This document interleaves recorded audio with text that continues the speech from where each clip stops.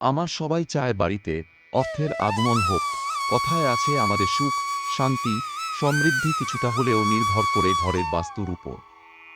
বাস্তুশাস্ত্র হল একটি বৈদিক বিজ্ঞান যা আমাদের বাসস্থানের সঠিক নির্মাণকে নির্দেশ করে। এর উপর নির্ভর করে আমাদের ভালো থাকা বা মন্দ থাকা। বাড়ির বাস্তু সঠিক হলে আমাদের ভাগ্য সুপ্রসন্ন হয়। এর ফলে কাজে বাধা কেটে যায়, জমে থাকা কাজ নিষ্পত্তি হয়ে যায়, রোগ মুক্তি ঘটে। বাড়িতে কারণে অকারণে অশান্তি, ঝগড়া প্রভৃতি বন্ধ হয়ে যায়। সদস্যদের চাকরি, ব্যবসা এবং পেশা সংক্রান্ত সমস্যা কেটে যায়। বাড়িতে অর্থের আগমন আর গমন দুইয়ের জন্য কিন্তু বাস্তুই দায়ী। এই জন্য অনেকেই বাস্তুশাস্ত্র মেনে গৃহ বা বাড়ি নির্মাণ করেন। আজ আমি আপনাদের কয়েকটি বাস্তু টিপস নিয়ে বলবো, যা মেনে চললে আপনার আর্থিক উন্নতি হবে এবং গৃহে ধন সম্পদ বৃদ্ধি পাবে। জেনে নিন কিভাবে বাস্তুতে পরিবর্তন করলে কুবের দেবতা প্রসন্ন হবে, ফলে আপনার গৃহে ধনের আগমন ঘটবে। Money plant. বাস্তুশাস্ত্র মতে মানি প্ল্যান্ট কাজ করে থাকলে অর্থনৈতিক উন্নতি ঘটে এবং কেরিয়ারে পদোন্নতি হয়। ঘরের উত্তর দিকে একটা সবুজ পাত্রে মানি প্ল্যান্ট গাছ রাখুন। মানি প্ল্যান্ট আপনি সহজেই পেয়ে যাবেন অনলাইনে। ঘরে প্রবেশের পথ পরিষ্কার এবং সুন্দর রাখুন।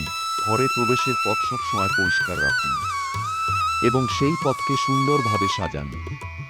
এর ফলে কুবের দেবতা খুশি মনে আপনার গৃহে প্রবেশ করবে। রান্নাঘর এবং ড্রয়িং রুম।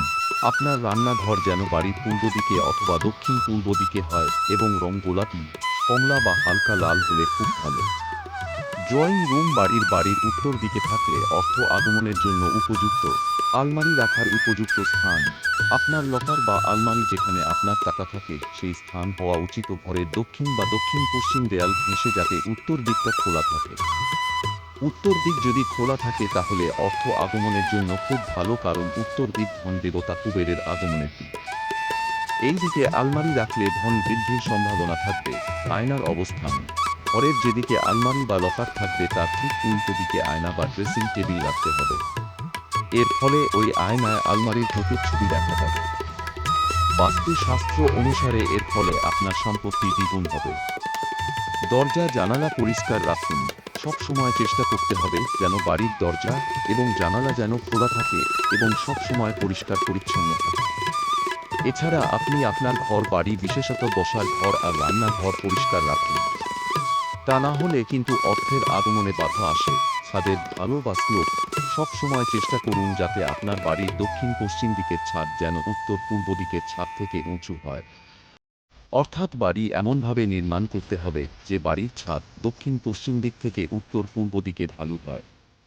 এর ফলে ঘরে অর্থ আগমন ভালো হয়। যাদের বাড়ি নির্মাণ হয়ে গেছে তাদের পক্ষে পুনর্নির্মাণ করা হয়তো সম্ভব নয়।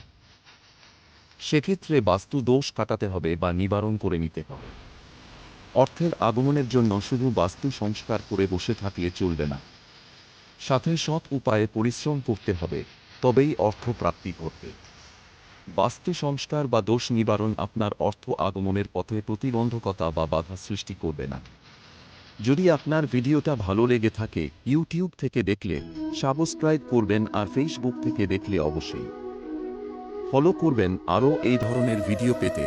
ভালো থাকবেন, সুস্থ থাকবেন। ধন্যবাদ।